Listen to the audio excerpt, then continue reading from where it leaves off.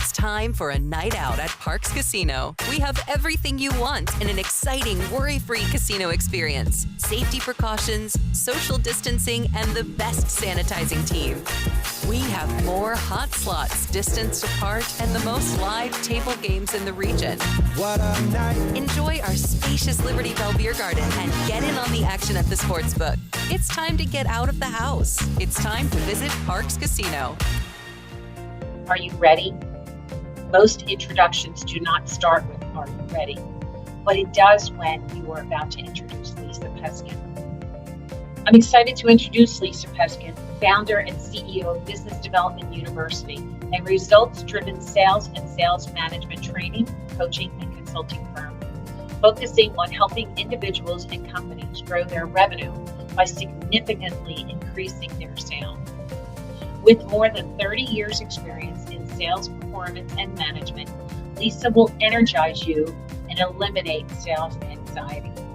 I met Lisa around 15 years ago and learned something each time I sit in one of her sessions.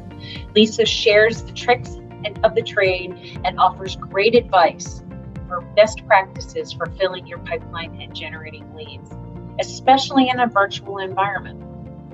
Lisa, we are excited to have you return to our Women in Business conference.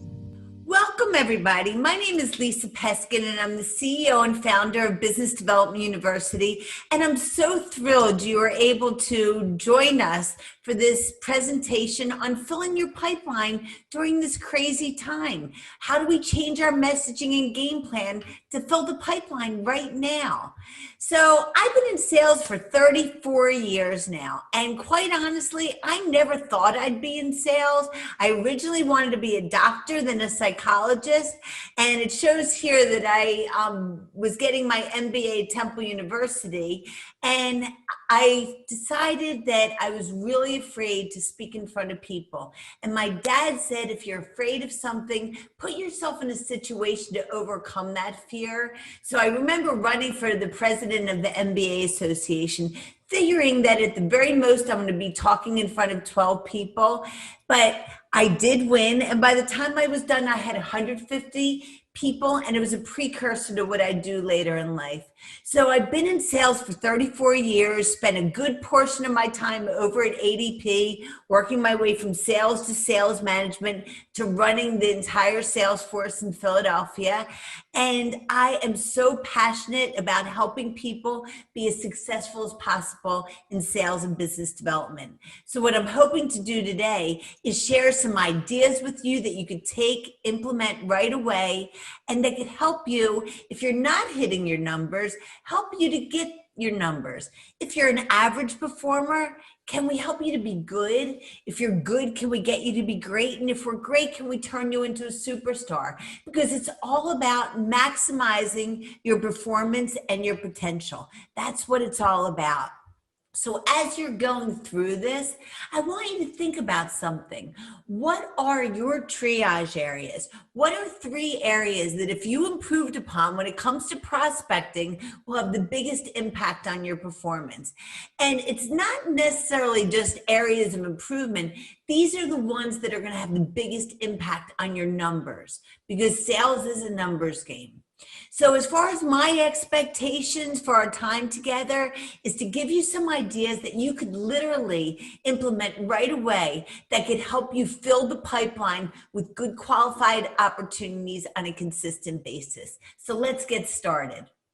So this is all about increasing sales revenues and about filling your pipeline. You got to make sure you keep your existing clients. You got to penetrate them, upsell and cross-sell, but then you need the net new clients coming in the door.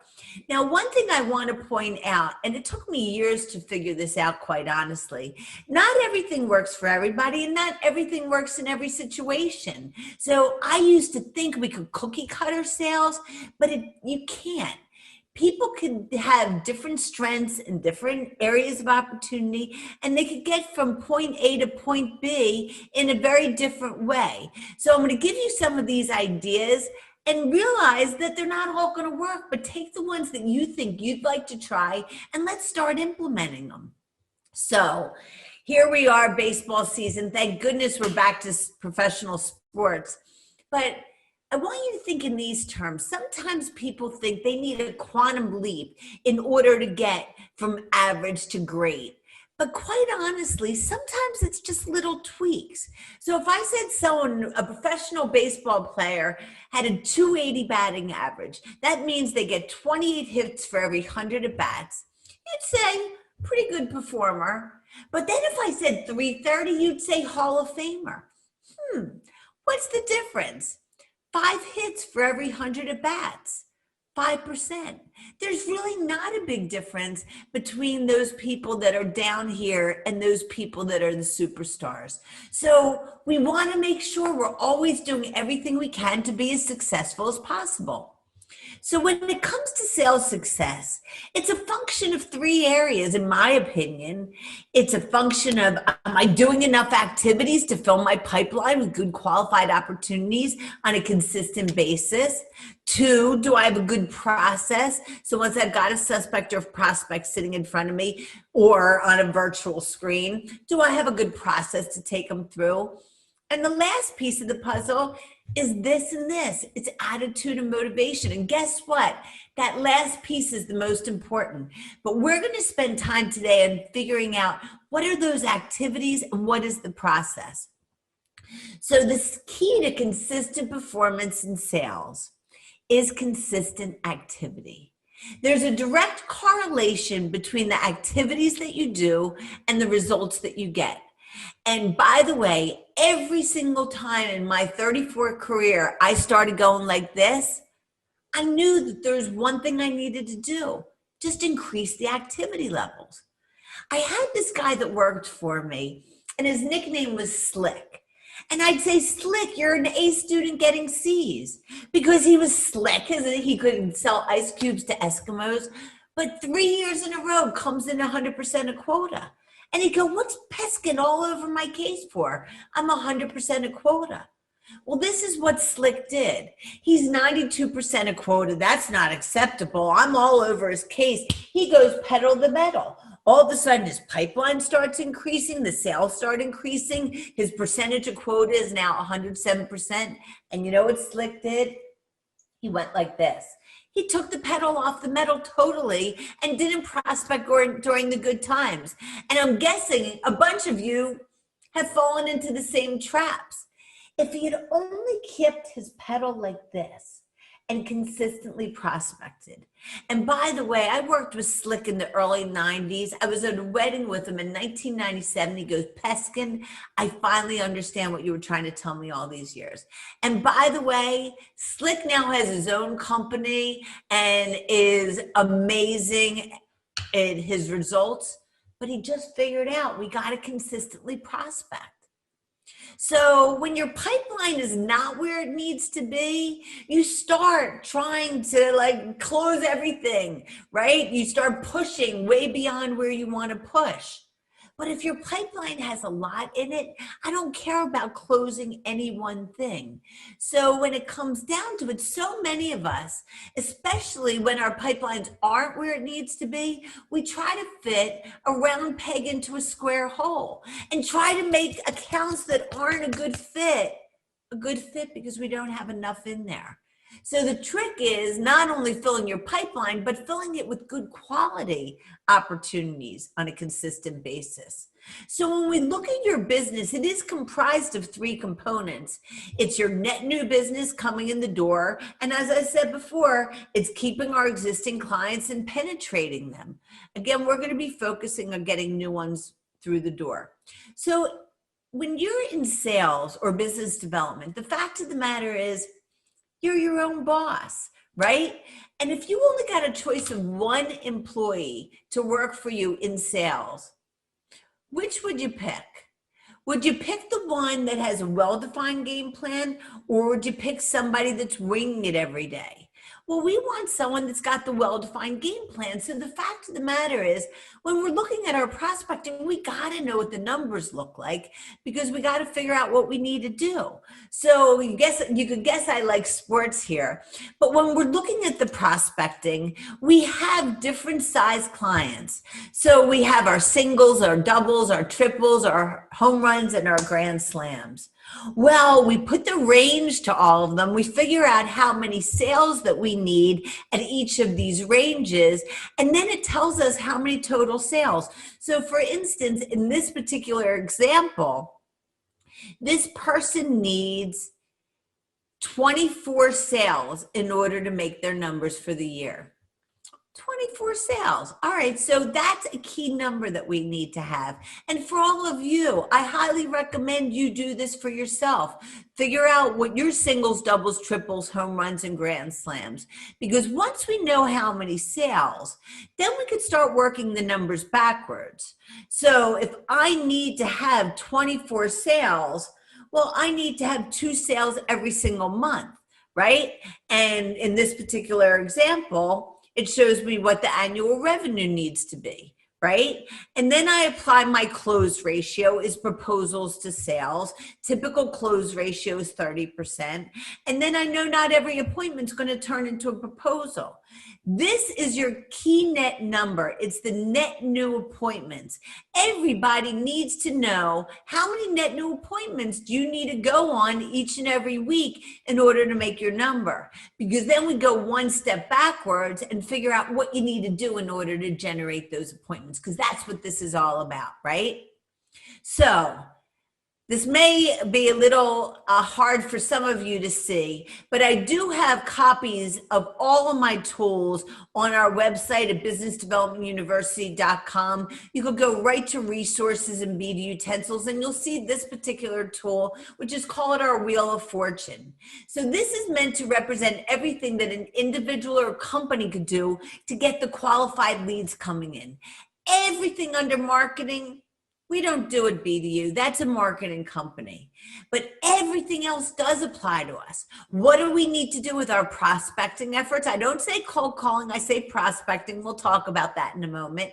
And then we've got our networking efforts, and then we've got our clients. So we're going to go take a deeper dive. But for all of you, if you don't have a 30, 60, 90-day game plan, that's something that must go as a star on your piece of paper right now. And you want to take all the spokes of this wheel and determine which spokes apply to you, and then set up goals around that. We're going to be talking about how to do that in a moment. In order to really figure out where you should be spending your time, you want to figure out where your business has come from in the past. So just like a football coach is going to look at past tapes of the games with the opponent that's coming up, you've got to look at where is my business coming from right now? Is it coming from unsolicited referrals from our clients? That means we didn't ask for it. Is it coming from solicited referrals? Is it coming from picking up the phone, knocking on their door, which is difficult to do during COVID times, an email campaign, a letter campaign, social media, marketing, trade shows, speaking engagements? Because once you figure out where your business is coming from, then you could figure out the best way to go after your business, because time is our most valuable resource as a salesperson. So you need to figure out where to spend your time. So here, this is an example of an analysis for a company where most of the businesses come from. For BDU, 67% of our business comes from our clients referring us and our centers of influence referring us. It happens almost every year that way because we build up a reputation. People have really seen how we can impact their sales and their company. And then we just get these referrals coming in. But I analyze this each and every year because then we got to figure out what the game plan is based upon this information. And the fact of the matter is, there's so many different ways we could get to the decision maker. Back in the olden days when I started in sales in 1986, we could pick up the phone, we could knock on their door, or we could send them a letter. That was it.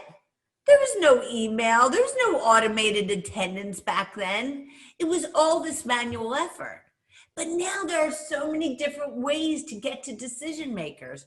You could call them and you could stop by. And by the way, calling during COVID times is one of the most effective things that you could do. So many people are afraid to pick up that phone, but I got to tell you, I've got a guy that sells, literally, he sells organic manure, fertilizer. And he made 40 calls in 2 weeks and was able to secure 4 appointments right on the spot, and 6 other appointments, people called him back. That's pretty unbelievable stats, but just by picking up that phone. We could send them an email. We could send them a letter. And by the way, letters right now are fabulous because, again, people are reading their stuff.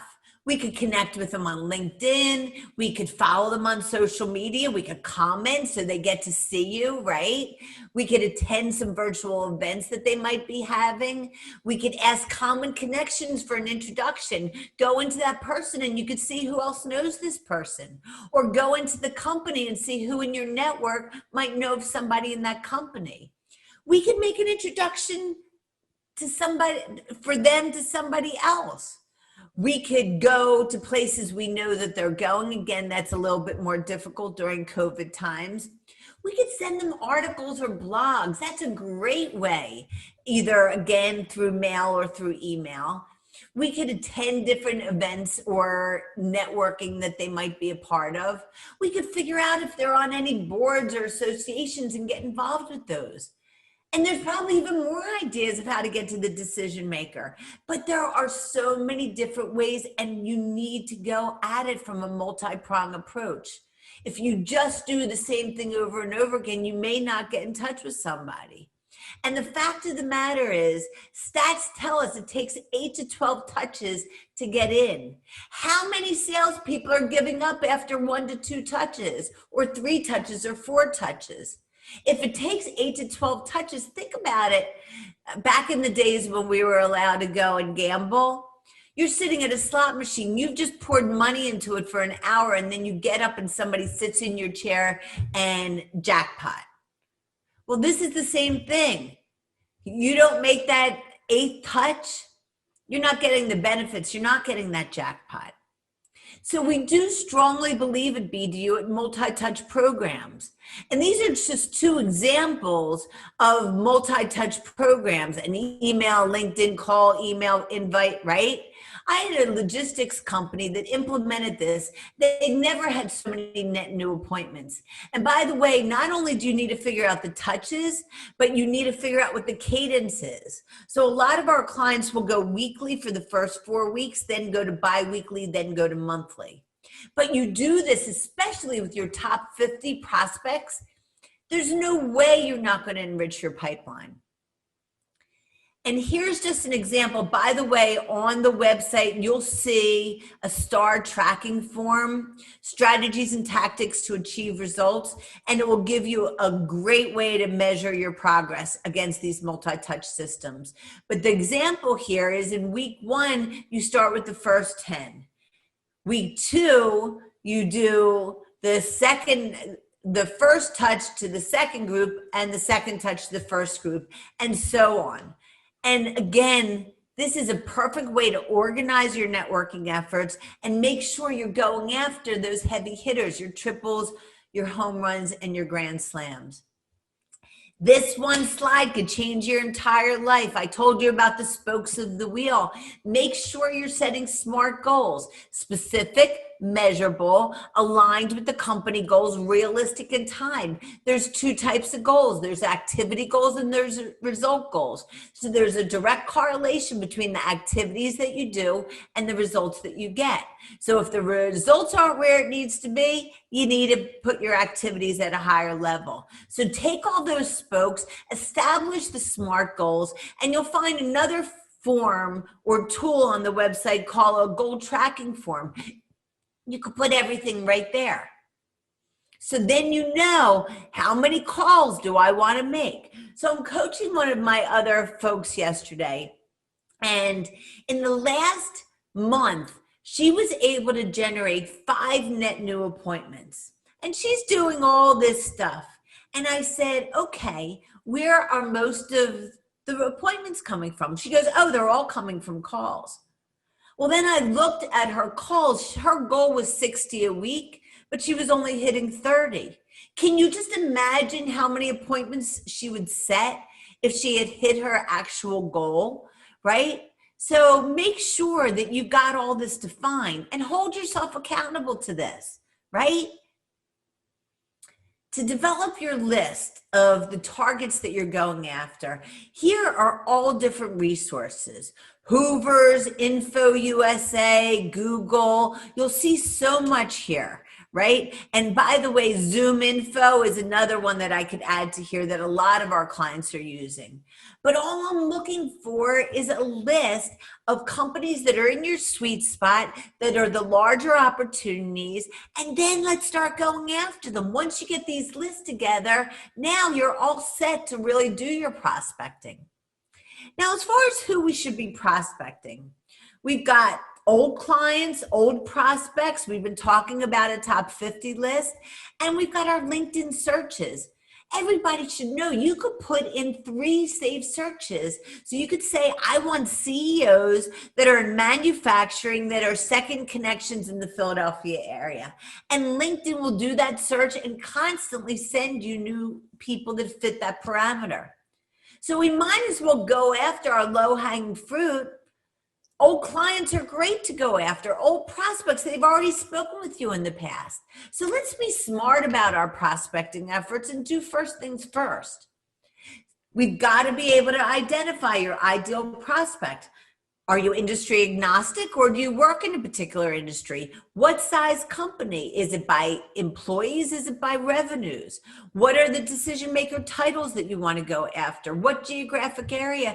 And what are the characteristics of your prospect? So I was working with one of my producers who sold employee benefits, and he realized that his great prospects are middle-aged women that are head of human resources at either manufacturers, higher education, or nursing homes. Very, very specific.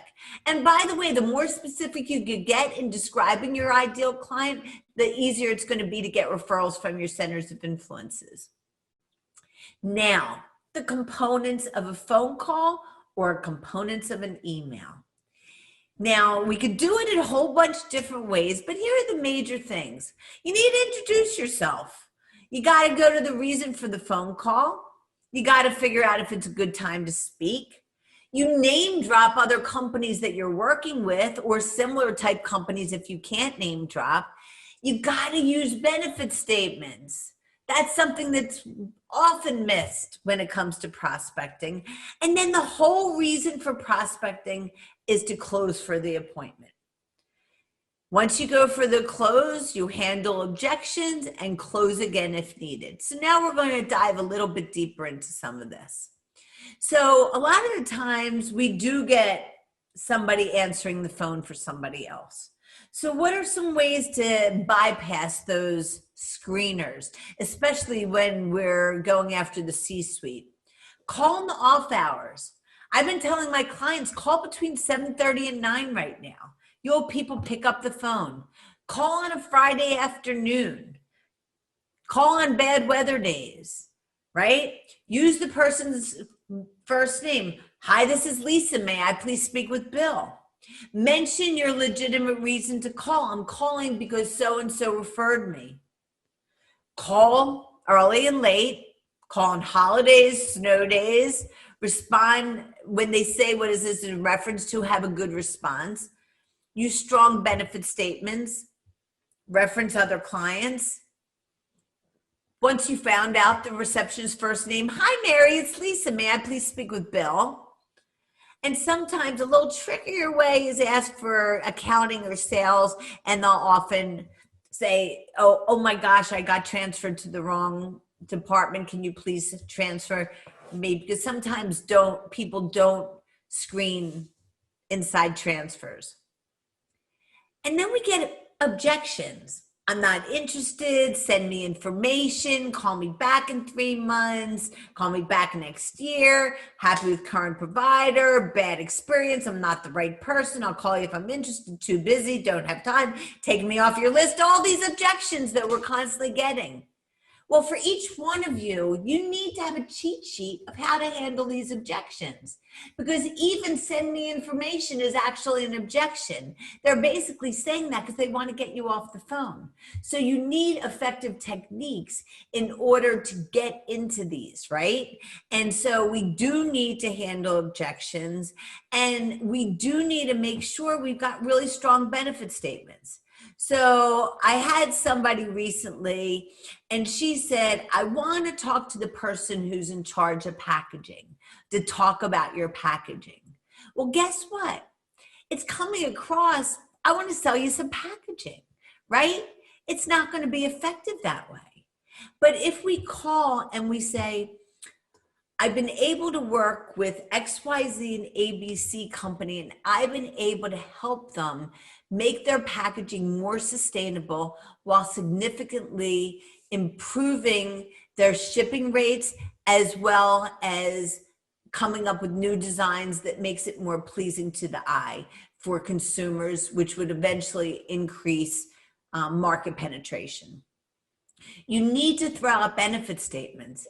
And I'm going to give you a little trick. Actually, during this COVID time, I've been listening to a ton of podcasts, and there's a couple that I just love, love, love. One is Sales Success Stories by Scott Ingram, and the other one is The Sales Evangelist. But I also had somebody, on every Friday, I run sales success peer groups.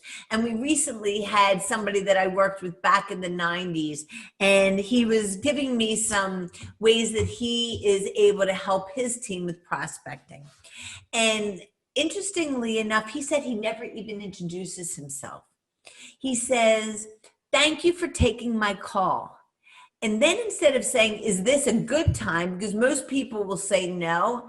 He will say, is this a bad time to discuss how we've been able to help ABC and XYZ with their sustainability efforts, making sure that they really are going green and providing them with packaging that's so pleasing to the eye that they've increased market share by over 5% in a very short amount of time. Is this a bad time? Because they're used to saying no. So is this a bad time to discuss? No, it's not a bad time. But make sure you get your benefit statements in. And if you are having trouble with your benefit statements, get in touch. We'll help you with that. And then right after you either handle the objection or you say your benefit statements, you close for the appointment. Now, why do I have a bath and a shower here? Well, because when my kids were younger, I never said, do you want to get clean? Do you want to take a bath tonight or a shower? Either way, they're getting clean. So give them two choices. I've got availability the week of the 15th or the 22nd. That's one of my favorites. And by the way, a little tidbit, don't ask for next week, ask for the 2 weeks after that, because people's schedules aren't as crazy. You must try to handle at least 3 objections. Most salespeople, oh, call me back in 3 months. Okay, I'll call you back in 3 months. They don't even try to handle the objection, right? And by the way, that call me back in 3 months, they're going to make sure that they don't answer the phone. So you need to try to handle 3 objections. And right after you handle the objection, go for the close. Emails. So lo and behold, my husband's in sales, and he comes down, he goes, I figured out the trick to emails. Subject line. He said, if I put the name of their coworker in the subject line, they're answering me. Scathingly brilliant. If somebody refers you to somebody, put their name in the subject line. Now, sometimes you got to get creative. So I had an appointment with this guy. My best friend had a baby. And so I asked him to reschedule, and he wouldn't reschedule with me. 10 months, voicemail, email, voicemail, email, voicemail, email. And one day I said, I'm just going to go for it. And in the subject line, I wrote, I bet you can't wait to meet me. And then in the body of it, I said, obviously, I've reached out to you for the past 10 months. I wouldn't have done so if I didn't think it made sense for us to get together. I got a response, come in my office 10 o'clock on Thursday. I got the business. So sometimes we got to be persistent in a polite and professional manner. And that's why sometimes you want to just make sure you got that multi-prong. Now, I get so many emails, and for those of you who are business owners, I'm sure you do too. I'd like to show you how we can help you with SEO. I'd like to see if there's an app that you might be able to create. I want to talk to you about how we can get you more appointments. Each one of those is interpreted by me as they want to sell me something instead of how they've been able to help. That's why benefit statements are so important, whether it be a phone call or an email. So have strong benefit statements, 2 or 3. And sometimes for different target markets, you might need different benefit statements. And instead of a long paragraph email, bullet points. That's what they want to see. And if you could quantify results, so when I say, so-and-so office furniture was up 33% for 2 years in a row, and they said they couldn't have done it without BDU, which is a true story, but that's going to really capture their attention. So really strong bullet points. And again, it's one thing if I say that I work with XYZ Bank and ABC Bank, but if I say I work with a lot of banks or I help a lot of banks, it's not as powerful as name dropping. Voicemails. I hear so many people, do I leave a voicemail? Do I not leave a voicemail? Well, I'm in the camp, leave a voicemail. Now, we don't want to leave tons of voicemails, but at least one. And by the way, why? Well, it counts as a touch. Here's another story. So my husband sells medical equipment for the hospitals.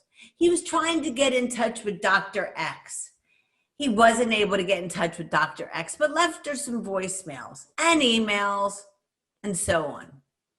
He's in the cafeteria of the hospital. He's talking to some nurses, and he said, you know, I've been trying to get in touch with Dr. X.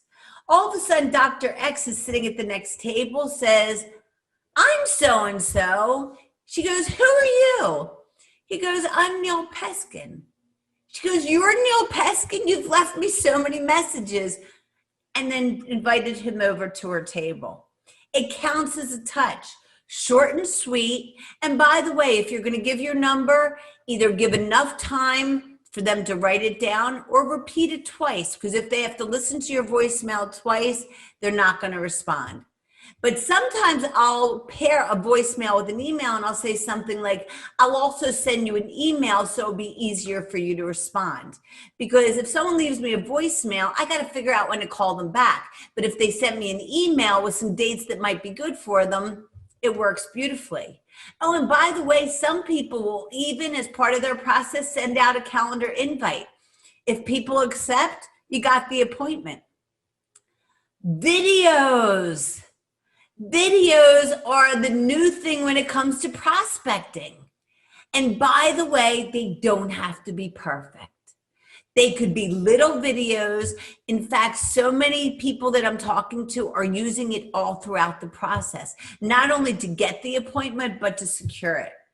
But you might listen to this fabulous story. It was on the Sales Evangelist. This guy, he wanted to get into a restaurant chain. He knew that they sold hot wings. So he got 4 of their hottest wings. In fact, when he ordered it, the person said, are you sure you want these? He said, yes. As he was doing his video, he ate these hot wings. He said it literally took him 2 hours to calm down afterwards. But he sent these out. He said his eyes were watering. You know, he was clearly in distress. And he sent it to a whole bunch of people within the organization. A couple weeks later, it had kind of gone viral within the company. And they go, we're not quite sure what you do, but you know what? You took the time to do that. Let's set up a time. So look at sending out videos for your prospecting efforts. I think it's scathingly brilliant, by the way. So we've talked about so much when it comes to prospecting, but there's a couple things before we finalize everything today, because your opportunity does start now, but there are so many things you could be doing. One, schedule a time each week to do your phone prospecting, right? Every single week. Make sure it gets blocked out on your calendar. Set up goals. So it's either I'm going to sit down and I'm not getting up until I make my 50 dials. I'm not going to get up until I get my 2 appointments, right? Or I'm not going to get up until I get X number of people on the phone. So set yourself those goals. Track what works and doesn't work for you. See what objections you're getting. Make sure you've got canned responses for all your objections. Have that multi-touch program set up. Make sure your messaging is where it needs to be. Try some new things. Use your LinkedIn, use your social media, ask for referrals. Those are one of the best ways to fill your pipeline. And make sure that if you're not getting the number of appointments that you need to, that you make sure you increase the activities, because that will surely get you your results. The last thing is, imagine the world out there as jelly beans in a finite jar. The black ones are the no's, the white ones are the yeses. You need to get so many black ones out to get so many white ones. So if you know that you make 50 calls and you're only going to get 7 people on the phone, and out of those 7 people, 4 are going to say no to you, well, then you know what? You'll get your 4 no's to get your 3 yeses. So there's nothing you could do about yesterday. There's nothing you could do about a minute ago. But there is something you could absolutely do moving forward. If you do have any questions, don't hesitate to reach out to me. Reach out to me on LinkedIn. I'll soon give you all my contact information. But even if you think it's a silly question, don't hesitate. We also have an Ask BDU that goes into our newsletter. If you have a question that you want to get into the newsletter, let us know. Now, going back to triage. What are the 3 areas that you need to improve upon when it comes to prospecting? And what are you going to stop doing? What are you going to start doing? And what are you going to continue to do to be as successful as possible? I have a lump of clay theory in life. Everybody starts off life as a lump of clay. Every person you meet, every experience you have shapes you into who you are. My goal of today was to make a little indentation on your lump of clay and to give you some things that you could take and implement right away that could help you to be successful. And by the way, I just remembered we also have a prospecting tracking form that you could track your dials and contacts and appointments. You might find that helpful to track some of your efforts. Share your stories with us. Let us know your successes. And I really appreciate this opportunity. Feel free to email me or to contact me on LinkedIn. And let's follow me on Facebook, connect with me on LinkedIn, follow us on Twitter and Instagram. We try to share some really valuable content. And if you can, join us on one of our upcoming sales success peer groups. Every Friday at noon, we're taking off the holiday. But aside from that, we're there for you to help you to be as successful as possible. So I want to thank everybody for taking the time to view today's session. I hope you find this helpful. And again, if we could help you in any way, please don't hesitate to reach out. Thank you so much for your time. Stay safe and healthy, and good luck with your selling and prospecting efforts. Bye-bye, everybody.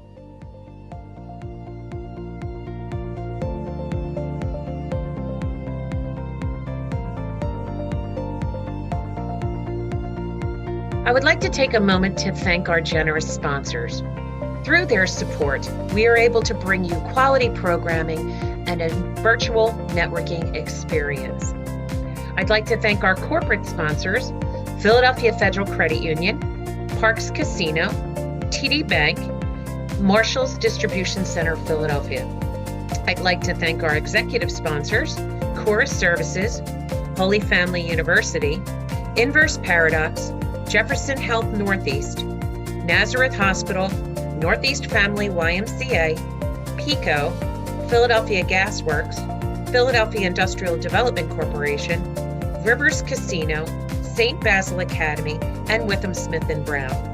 I'd also like to thank our media sponsor, Northeast Times, our production sponsor, Viral Ideas Marketing, and our session sponsors, Fast Signs of Northeast Philadelphia. Please take a moment to reach out to our sponsors and share your positive experience as a subscriber of the 2020 Women in Business Conference. Thank you very much for subscribing, and we hope you enjoy our programming.